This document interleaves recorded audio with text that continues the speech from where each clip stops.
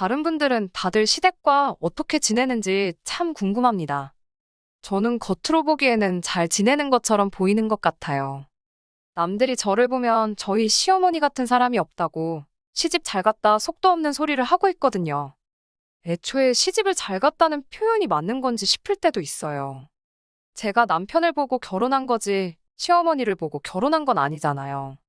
그리고 제가 어떻게 살고 있는지도 모르는 분들이 눈으로 보이는 것만 보고 그렇게들 이야기하는데 시집 잘 갔다는 말 들을 때마다 저는 다시 한번 저한테 되물어봐요. 제가 진짜 시집을 잘 간 게 맞는 건지. 결혼 준비하면서 시어머니가 저한테 늘상 하던 말이 있어요.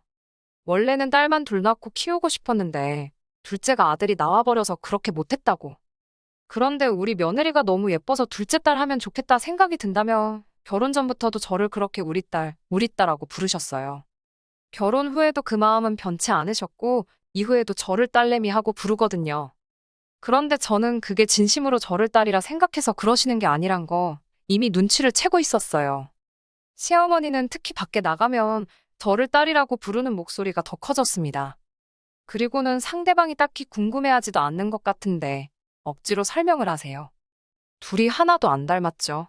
라던지 그런 식으로 말을 꺼내서 당신이 저를 딸이라고 부르긴 하지만 나중에 가서는 사실 딸이 아니고 우리 둘이 고부간이라는 사실을 기어이 밝히십니다. 얘가 며느리지만 내 딸 같아서 며느리보다 딸이 더 가까워 보이니까 뭐 이런저런 이유를 붙여서 설명하시는데 그런 상황을 접한 상대방은 당연히 거기다 대고 나쁜 말 하나도 안 해요. 그래도 며느린데 며느리라고 불러야지 하는 사람 한 명도 없습니다. 고부간의 사이가 참 좋아 보인다. 시어머니가 참 깨어있는 분이시다. 뭐 이런 이야기들을 하거든요. 그러면서 저한테 시집 잘 갔다. 이런 시어머니 세상에 또 없다. 뭐 그런 식으로 이야기들을 해주세요.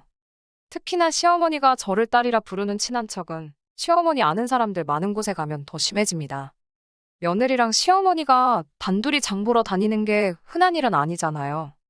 어쩌다 한번 근처 시장이라도 간다 치면 시장은 어머님이 자주 다니시는 곳이다 보니 가면 다 아는 사람들 투성이입니다. 그러면 또 사이좋은 며느리와 시어머니인 척 순회 공연을 하시고요. 그렇게 귀에 진물이 나올 정도로 시어머니가 참 좋은 분이다. 며느리가 잘해야겠다. 시집 잘 갔다는 둥. 저런 시어머니 또 없다는 둥. 그런 이야기 억지로 듣고 있으면 저도 억지로 따라 웃느라 얼굴에 쥐가 날 지경입니다. 제가 너무 시작부터 안 좋은 이야기만 해서 좋은 시어머니인데 못된 며느리가 곁을 안 내주는 거다 생각하실 분들도 계시겠지만 그런 건 절대 아니에요. 저도 다른 사람들 말처럼 저희 시어머니 세상에 둘도 없고 참 좋은 분이라고 생각했던 적이 있었지요. 그런데 그 생각이 깨지는 데는 정말 한 달도 채 걸리지 않았어요. 말씀드린 것처럼 남편 위로 신우가 한 명 있어요. 저한테는 형님이죠. 형님은 우리 시어머니의 진짜 딸이고요. 진짜 딸이 있는데 며느리를 또 다른 딸처럼 대하면 어떻게 될까요? 물론 진짜 이 세상 어딘가에 며느리를 딸로 생각해주는 분도 계시겠지만 우리 시어머니는 아니에요. 딱 봐도 대놓고 신우와 저를 대하는 게 다릅니다. 당연히 자기 자식이 더 소중한 거 알고 이해하지만 정말 말 그대로 며느리가 내 두 번째 딸이라고 하시는 시어머니는 적어도 신우랑 저를 대하길 다르게 대하면 안 된다고 생각해요. 다 같은 자식이면 똑같이 해주시는 게 맞다고 생각합니다.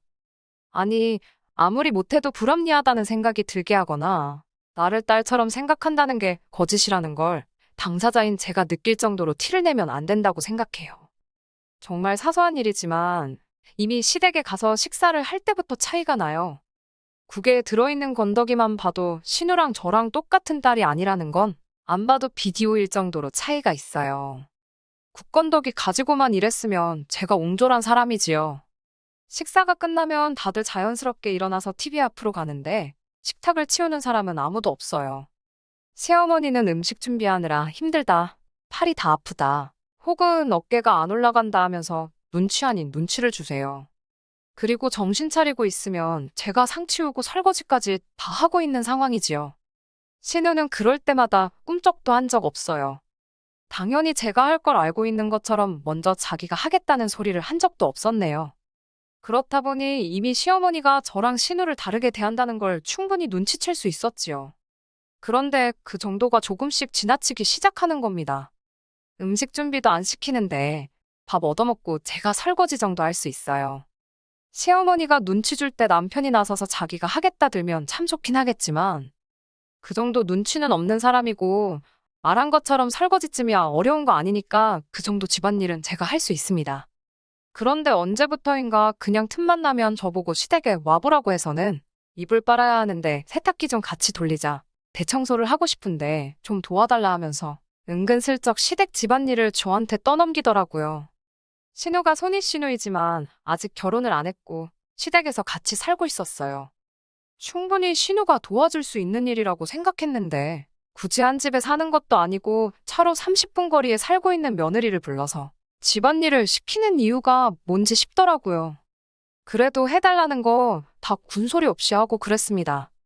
그런데 호의가 계속되면 당연한 줄 안다고 했던가요? 이젠 하다못해 신우가 놀러 나간 틈에 저를 불러서 니네 언니 방이 돼지우리缸 같으니까 같이 치우자고 저를 부르더군요. 시어머니가 같이 하긴 했지만 솔직히 다른 사람 방도 아니고 신우가 쓰는 방 청소를 하면서 이게 맞나 오만 가지 생각이 다 들던 차였습니다. 그런데 안 좋은 생각이 막 떠오르던 차에 시어머니가 거기다가 쐐기를 박아주시더군요. 신우가 입다 아무렇게나 던져놓은 속옷에 양말을 빨래바구니에 모아서 들고 오시면서 그걸 저한테 넘겨주면서 이건 물에 세제 풀어서 손빨래로 해야 된다고 그 빨래를 저한테 시키더군요. 뒤집어 벗어놓은 신우 양말 뒤집고 있으니 저도 모르게 헛웃음이 나더라고요. 그리고 너무나도 어이가 없는 이 상황에 이건 아니다. 이대로 가다간 나는 이 집 둘째 딸도 아니고 며느리는커녕 식모로 평생을 살게 될 것이다. 그런 생각이 들기 시작했습니다. 시어머니가 저를 겉으로만 딸이라고 부르고 그걸 가지고 타인에게 좋은 사람인 척 연기하는 건 얼마든지 그렇게 하시라 할 수 있어요.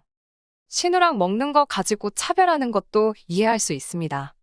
간단한 집안일이야 언제든지 도와드릴 수 있고요. 그런데 이건 정말 도를 지나쳐도 너무 지나쳤다는 생각이 들더군요. 막말로 저를 딸같이 생각한다고 하시지만 저희 부모님 두 분 다 멀쩡히 잘 계시는데 말이에요. 친정어머니가 제가 시댁까지 불려가서 결혼도 안 한 손이씨누 양말 뒤집어 손빨래하고 입던 반스까지 손빨래 해주고 있다는 소리 들으면 기분이 어떨지는 안 봐도 비디오더라고요. 그런데 제 두 번째 어머니 자리를 자처하는 시어머니가 그걸 저한테 시키고 있으니 이건 더 이상 제가 참아가지고 될 일이 아니라고 생각했어요. 콩쥐 팥쥐 이야기에서 팥쥐 엄마가 콩쥐한테 이런 거 시키잖아요. 결국 콩쥐는 잘 풀려서 행복하게 살게 되긴 하지만 저는 이미 벌써 결혼도 해버린 상태고 더 잘 풀릴 것도 없다 싶었고 선녀님이 도와주러 올 때까지 기다리다간 제가 제 명에 못 살겠다는 생각이 들어서 그냥 제가 직접 행동에 나서기로 했어요. 그렇게 하는 게 더 빠를 거라는 확신이 있었으니까요. 어떻게 갚아주면 좋을지 이리저리 생각을 했어요. 남편을 호달궈서 시어머니한테 똑똑히 말할까? 참을 인자 세 개면 사람도 살린다는데 착한 내가 참을까? 싫으면 싫다고 딱 잘라 말할까? 아니면 시댁에서 부를 때 갖은 변명을 대고 도망을 칠까? 사실 마음속에 답은 이미 정해져 있었던 것 같아요. 남편한테 화풀이 해봐야 저랑 남편 사이만 안 좋아지지 뭐 달라질 게 있겠나 싶더라고요. 착한 내가 참을까 하기엔 이미 참을 만큼 참아도 너무 많이 참았던 것 같았고요.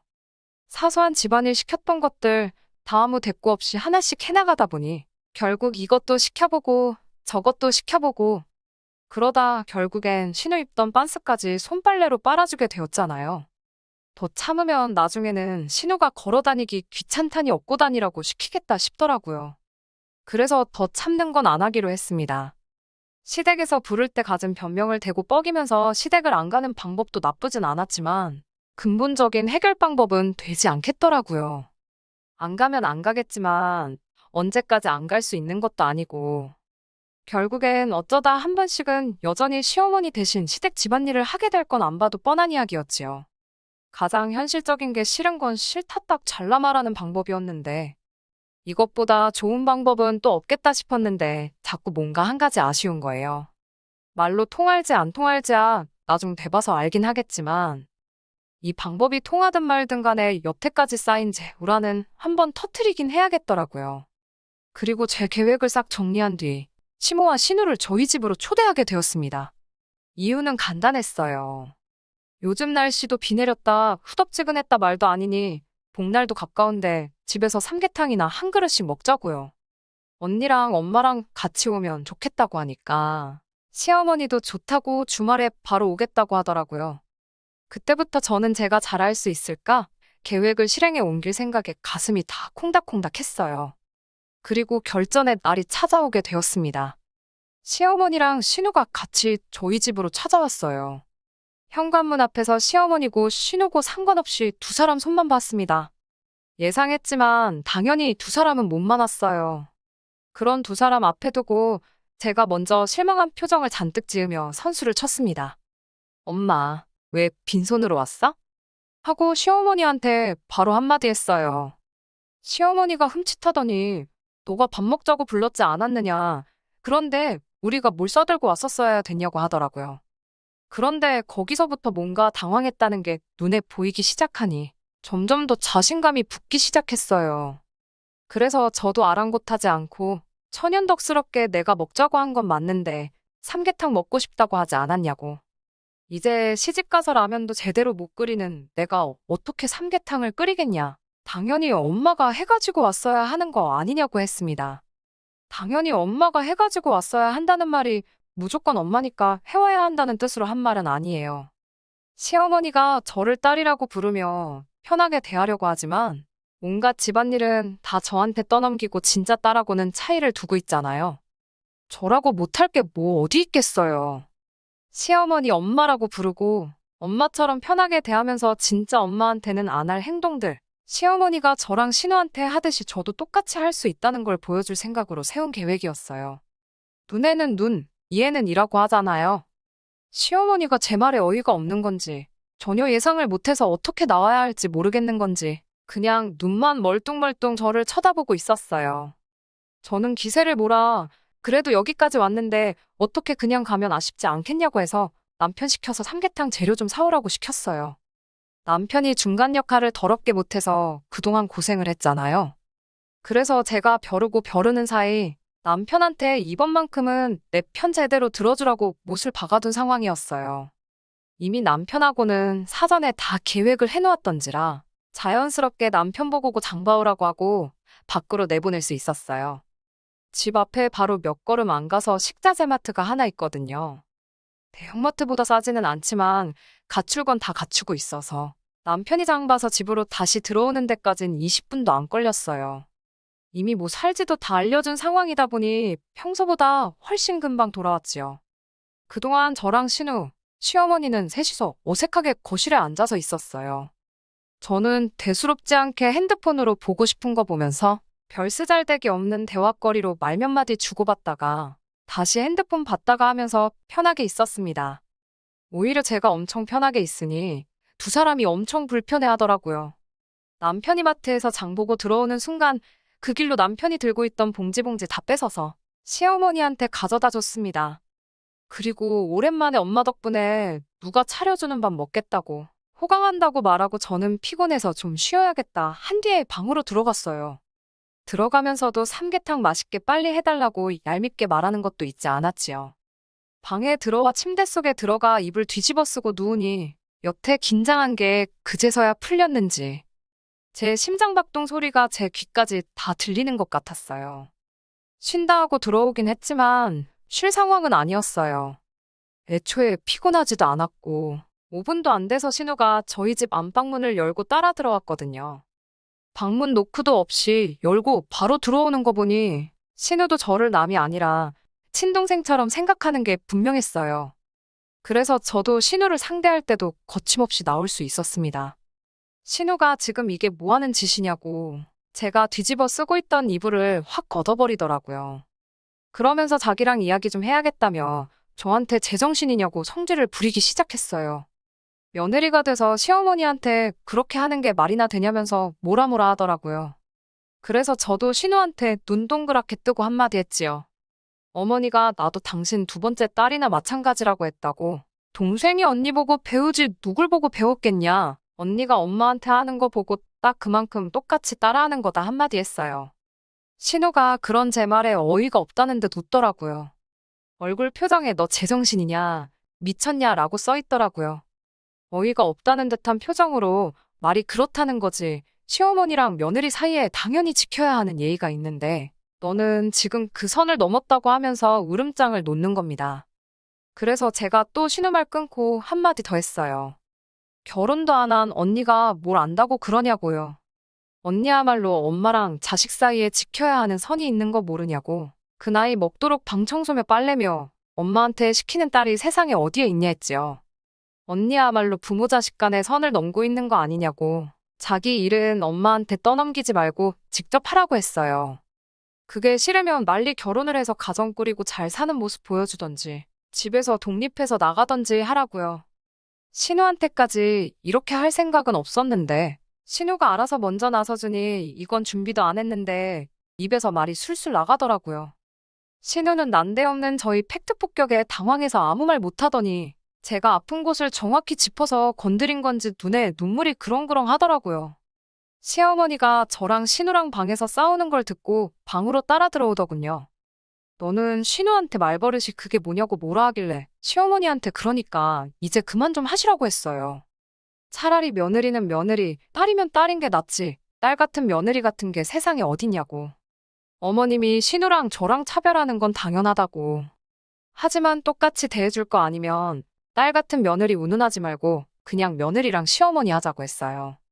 그리고 앞으로 시댁에 불러서 집안일 시키고 하는 건 없었으면 좋겠다고요. 저도 남편 아들 같은 사위 만드는 방법 수십 가지 알고 있는데 똑같은 사람 되기 싫어서 안 하고 있는 거라고 큰 소리 떵떵 쳤지요. 결국엔 시어머니랑 신우는 저랑 그렇게 한바탕 하고 뭐 저런 애가 다 있냐며 후다닥 집으로 돌아갔어요. 그 와중에 신우는 충격이 컸는지 코만 훌쩍거리면서 아무 말도 하지 못하고 눈물만 찔찔 짜고 있더군요. 당연한 거겠지만 시어머니는 남편이 사온 삼계탕 재료 봉지도 열어보지 않았어요. 처음부터 신우시켜서 저를 참교육해주려고 했던 것 같은데 자기 딸도 보통이 아닌데 그 딸이 역으로 당해서 눈물만 쏙 빼게 될 줄은 몰랐을 거예요. 아무튼 그렇게 저희 복수는 성공으로 끝이 났어요. 솔직히 제가 생각했던 것보다 더 난장판이었어요. 이 정도로 크게 싸웠으니 앞으로 시어머니 얼굴은 어떻게 보나 싶다가도 반대로 생각해보니 안 보고 살면 안 보고 사는 대로 저는 더 편하겠더라고요. 남편도 시어머니랑 제가 이렇게 된 건 유감이지만 솔직히 자기가 중간 역할 잘못해서 일을 더 키운 거나 마찬가지라고 제가 하고 싶은 대로 하라고 해주더라고요. 계획에 동참해주긴 했지만 마음에 캥기는 게 있어 보였는데 그래도 별다른 말 안 하고 제가 좋은 게 가장 좋은 거라며 괜찮다고 해주니 저는 살짝 안심이 되었습니다. 그렇게 아직 몇 주 안 지났는데 그 뒤로 시어머니하고는 전화 연락조차 없이 지내고 있어요. 시어머니가 남편하고 따로 연락을 주고받는지는 모르겠는데 솔직히 궁금하지도 않습니다. 말했다시피 안 보고 살면 제가 제일 편한 거 아니겠어요? 신우방 청소며 빨래는 여전히 누군가가 해줬어야 할 텐데 말이에요. 딸 같은 며느리로 사는 것보다 차라리 정신 나간 며느리로 사는 게 훨씬 나은 것 같아요. 적어도 정신 나간 며느리로 살면 필요할 때마다 불려가 집안일 해야 되고 신우 빤스까지 빨아가며 식무대접 받을 일은 없을 거 아니에요. 시어머니와 며느리라고 무조건 사이 나쁘게 지내야 한다는 법은 없습니다. 저도 일부러 이렇게 일 키운 거 아니에요. 정말 며느리를 딸처럼 여기시고 대해주시는 시어머니들도 많을 거라 생각해요. 방법이야 어떻든 진심을 다해서 사람을 대해주시면 감사할 것 같아요. 남들 눈에 며느리 딸처럼 대해주는 시어머니여 맞자 당사자인 제가 그렇게 못 느끼면 말짱 도루묵 아니겠어요? 이번 일만 가지고 시댁과 영영등지고 지내진 않겠죠. 아마 언젠간 아무 일도 없었다는 듯 다시 잘 지내게 될 거예요. 그리고 그때가 온다면 시어머니도 신우도 제가 다 존경할 수 있는 모습을 보여준다면 참 좋겠습니다. 끝까지 들어주셔서 감사합니다. 오늘의 사연은 여기까지입니다. 구독과 좋아요, 알람 설정 부탁드리고 더 좋은 사연으로 다시 찾아뵙겠습니다. 감사합니다.